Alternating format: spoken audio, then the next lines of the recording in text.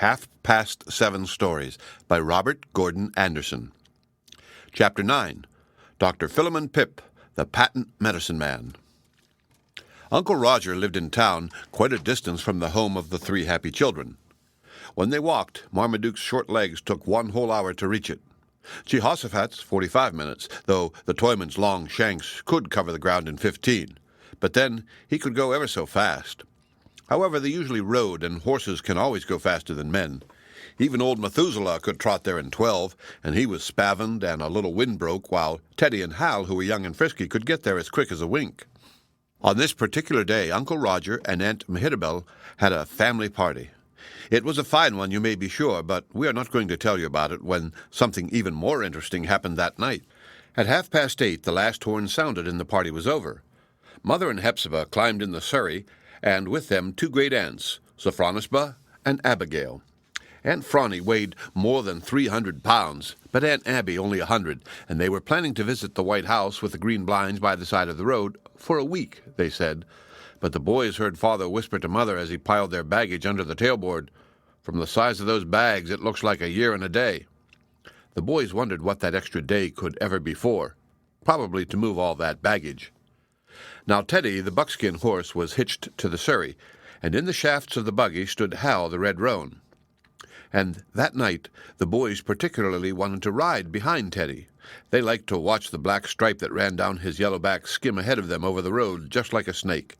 And they liked the surrey, too. It had a fringe all around the top and high mud guards and a whip with a tassel and a ribbon on it.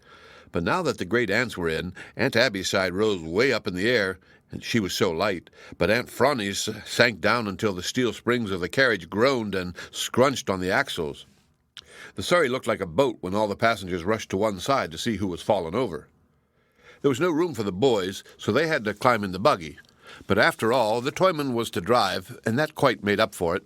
He might even let them drive, or tell them stories about Old Man Pumpkin, or the stars, or the cowboys out west, or any one of a number of wonderful things. So they were quite content as the toyman said, "Git up," and they drove off through the night.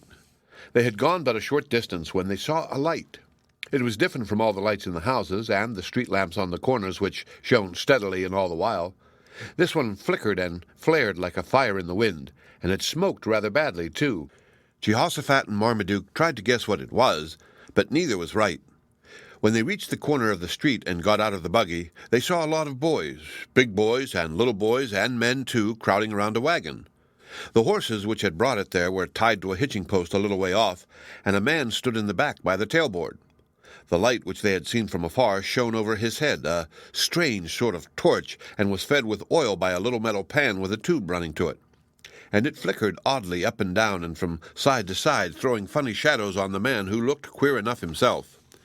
He had long black hair like Buffalo Bill, and a long black coat, very long, with a fur collar on it. Marmaduke whispered to the toyman, "Can't you cure the man's coat? It's got the mange." And the toyman replied, "No, money is all that can cure that, and pretty soon he's going to get plenty from these people's pockets." Marmaduke's eyes bulged. "Is he a robber?" he asked in an awed whisper. The toyman laughed. "Well, some folks might call him that without being sued for libel, but I suppose he's within the law." Marmaduke wondered how he could be in the law and in the wagon at the same time, and the toyman had to explain that he meant that the strange man ought to go to jail, but probably wouldn't. Just why, he told them to wait and see.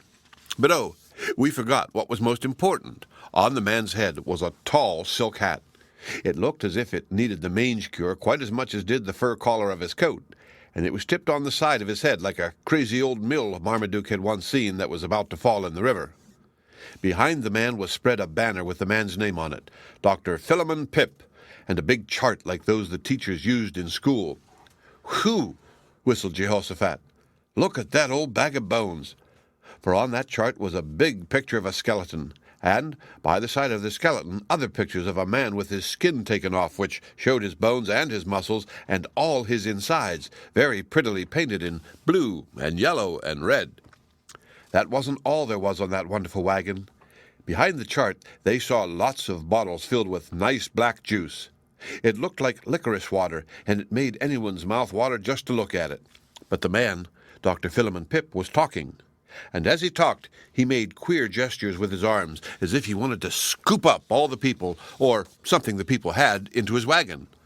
Perhaps it was their money he wanted to scoop up, though he said nothing as to that. Just, "Now, gents, step up a little closer, please." Then he tilted his hat on the other side of his head and put one hand across his chest, the middle finger between the buttons of his vest, and all in a very grand way.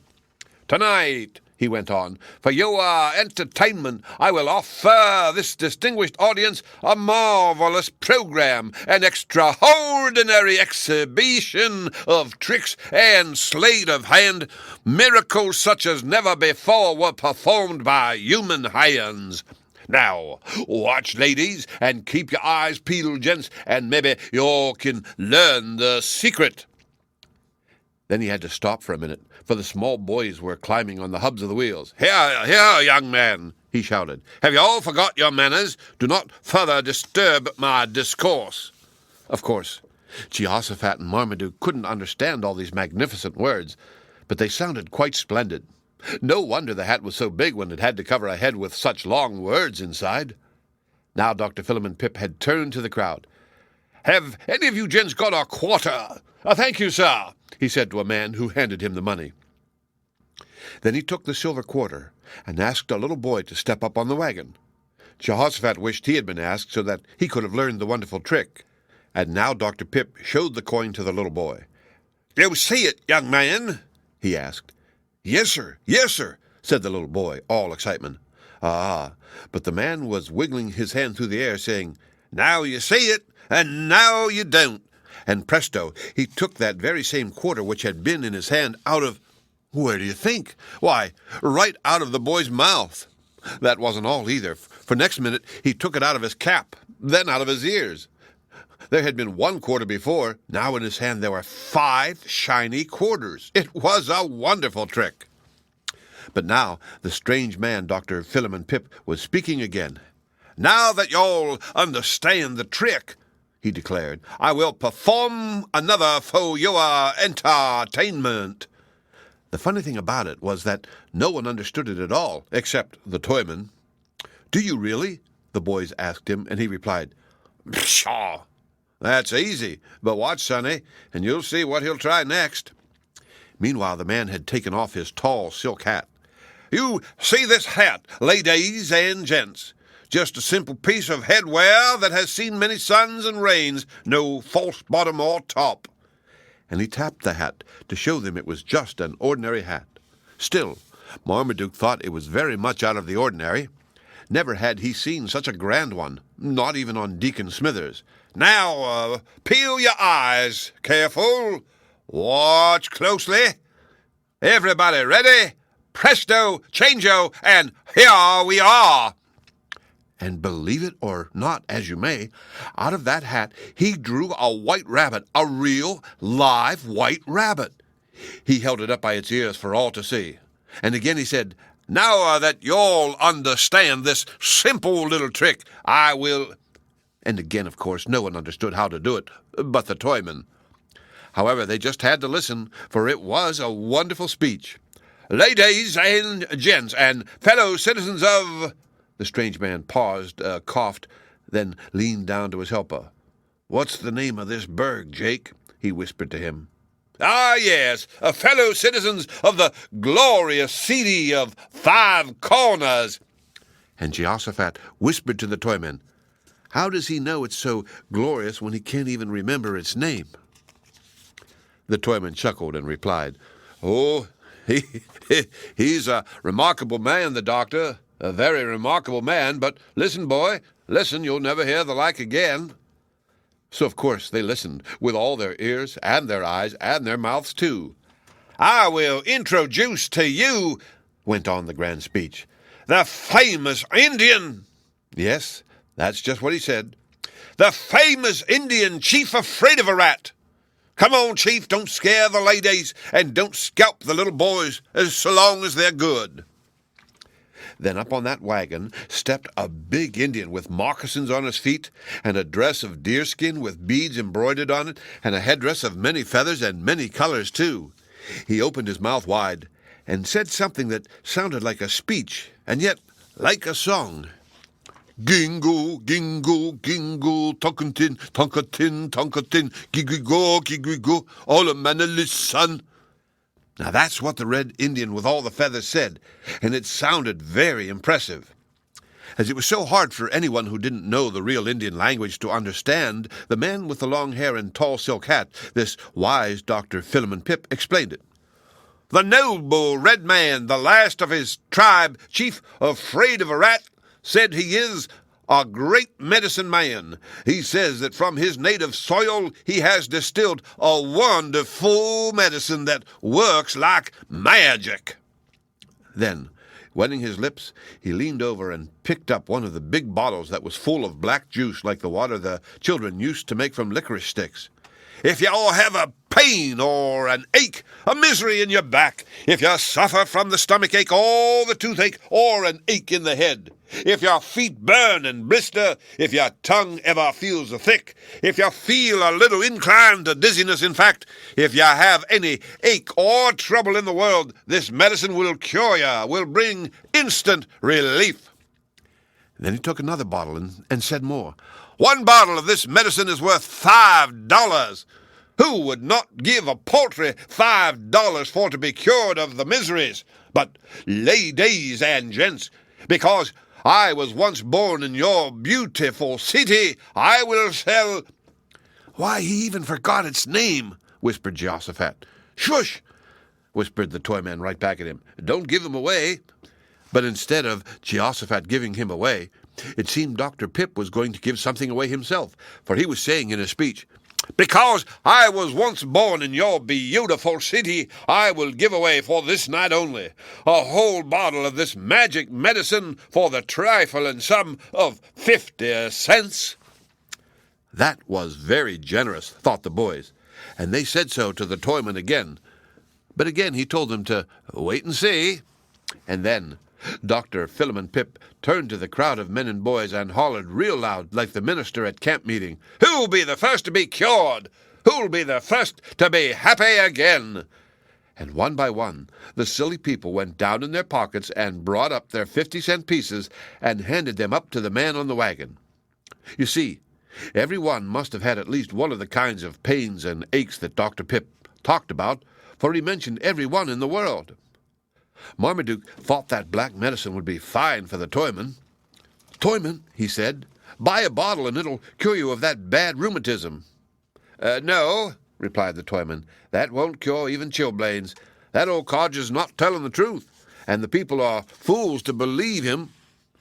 But all this time Dr. Pipp was handing out the bottles with one hand and collecting the 50-cent pieces with the other, and the Red Indian was singing his funny song, Gingo, gingo, hunkatin, hunkatin, hunkatin, gigrigo, all a man a listen. And the light nickered on the funny pictures of the skeleton and the man with his skin off, and then on Dr. Philemon Pipp with his long black hair and tall silk hat, and on the feathers of the Red Indian as he danced up and down singing that funny song. At last, something stranger still happened. The toyman had just muttered to himself, They're fools they are, but I guess I ought to stop him. And just as he said this, Dr. Philemon saw him in the crowd. The doctor must have felt hurt because the toyman hadn't bought any of his bottles, for he pointed a finger with a great long nail right at the toyman and said, Yes, sir, aren't you willing to be cured? Now, the toyman was forever saying funny and surprising things, but he never said anything funnier and more surprising in his life than what he told that patent medicine man. No, thank you, Mr. Steve Jorkins. That's just what he called him, not Dr. Pipp at all. That medicine of yours isn't magic. It wouldn't even cure a chicken of the pip. Then all the men crowded around the toyman, calling him by his old name. Do you know him, Frank? Is he a fooliness? You bet he is, replied the toyman, and he's got all your hard-earned money in his jeans. Then he called to the boys to come quick, for he thought there would be trouble. And there was, for all those men and boys in the crowd climbed up on the wagon, and they grabbed Dr. Philemon Pipp by his fine fur collar, and they made him give back their money, every last cent of it. Then, while some of them held him, the others smashed all his bottles until the black juice ran over the tailboard with a dark waterfall, and they hurled his high silk hat on the top of the lamppost, yelling, "You get out of here! Quick, come, skedaddle!"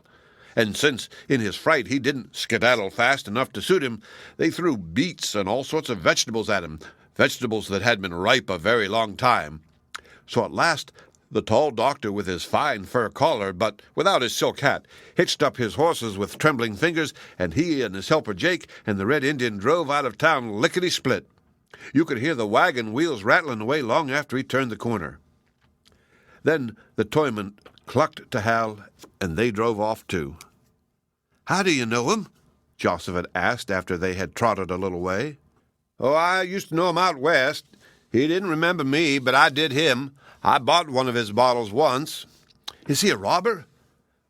"Well, he calls himself a patent medicine man, but I'd call him a fakir." "What's a fakir, toyman?" put in Marmaduke very sleepily.